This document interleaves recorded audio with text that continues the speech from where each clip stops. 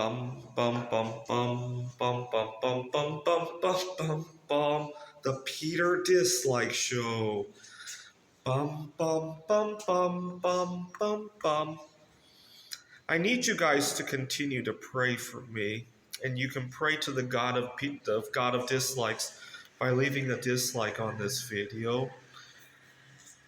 I'm heading home in a few days, and one of the biggest things I dread about the end of this trip is going back to my commute.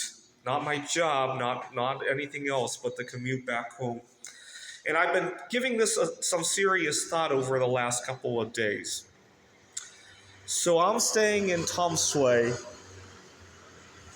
in northern Taiwan.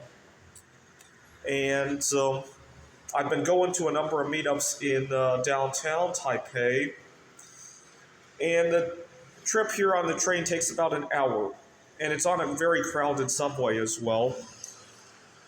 And does that bother me? Not as much as if I had to drive the same amount of time. Here's why. First of all, I'm not spending mental capacity on the task of driving. Even if I have to crowd into a bus, even if I don't have somewhere to sit down, that doesn't seem as mentally taxing as driving. Sometimes I'll try to get some exercise in there. I'll lift weights. You guys know what metal I make weights out of to lift, right? And also, the other difference is that I get to network with people on the train, right? And so I get interactions, I get some exercise, and I'm not spending a ton of mental energy. I really despise all this push to get people back into the office. I can't tell you how many days I get up 100% recharged, and then by the time I get to the office, it's like my mental battery is only at 70%. It's a huge drain. I mean, granted, the students need me, right? But imagine I were doing some other job that really didn't require you to go into the office. I don't know why employers feel the need to drain employees' batteries before they... Can you imagine if you work, I don't know, you work on a laptop computer or something and your battery only got 70% per charge, right? How inefficient that would be. You couldn't travel as far with it, right? But that's what we do to our human capital, it seems like, here in the United States. I really don't understand it. Imagine, I hear people in California, some people commute like 2-3 hours each way. It's like, why? When was the last time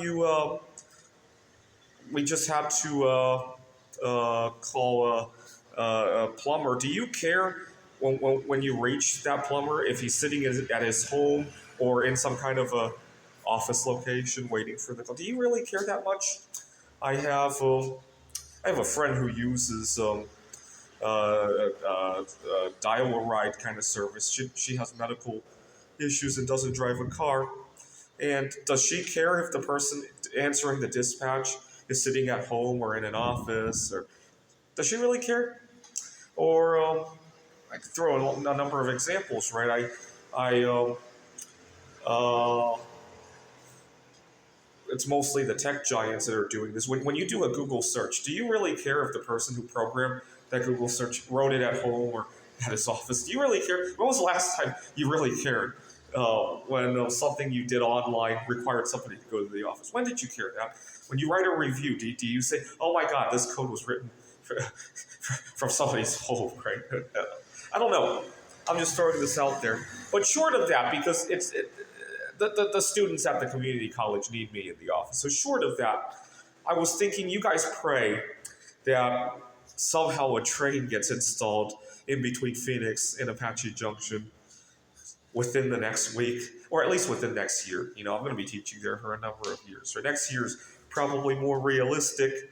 I'll probably write to our lawmakers about my experience here in Taiwan and contrast that with my daily commute. I don't know. I might write something to my representatives about my experience.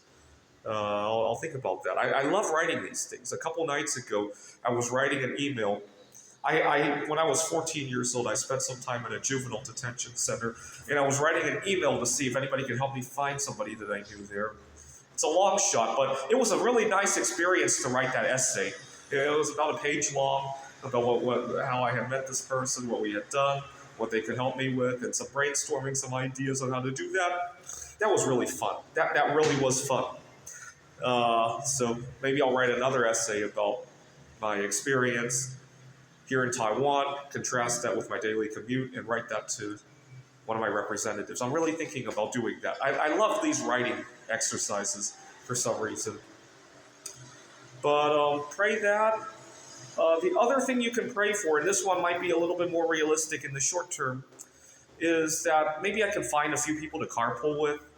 If we got 3-4 people all going from Phoenix to Apache Junction, first of all, I won't be driving all of the time, and second, I'll get a chance to network with others, right? Those were the two things that made the subway ride so much more fun than the drive, right? So a carpool could kind of accomplish most of that as well. Strike that. If we do a carpool, and even if I had to drive 100% of the time, I still think that would be a benefit. Just to network with people. This past month, I really experienced what it's like to just randomly network with somebody. You may remember last month when I was struggling to find a date, I swore on my videos that if I could get a first date, I could either get a second date or I could network with a lot more people from that first date. And I turned out to be right? And I think the carpool experience is going to be like that too. If I meet 1 or 2 people, that's just going to branch out further. I just can't get my foot in the door. Imagine, the analogy I like to give is, imagine that you have somebody who is talented on all fronts, but they can't interview for a job for whatever reason, right? But once they do, they're capable of just about anything in the world, right? That's my dating life in a nutshell. It really is. That's the analogy I like to give, right? But pray that I wish I never had to drive again. Here in Taiwan, driving is really inefficient. The other day, my uncle insisted on driving us somewhere. I'm like, gee, why bother? It's like you're just going to waste a lot of time looking for parking, and driving's the last thing on my mind here in Taiwan. I really hate it. And unfortunately, in the United States, we could Google some. I think the average American drives 12,000 miles a year. So if you're let's say you're averaging 40 miles an hour, that's 300 hours that you spend driving. If you work 2,000 hours a year, a seventh of your working time is driving. That's just ridiculous in my opinion.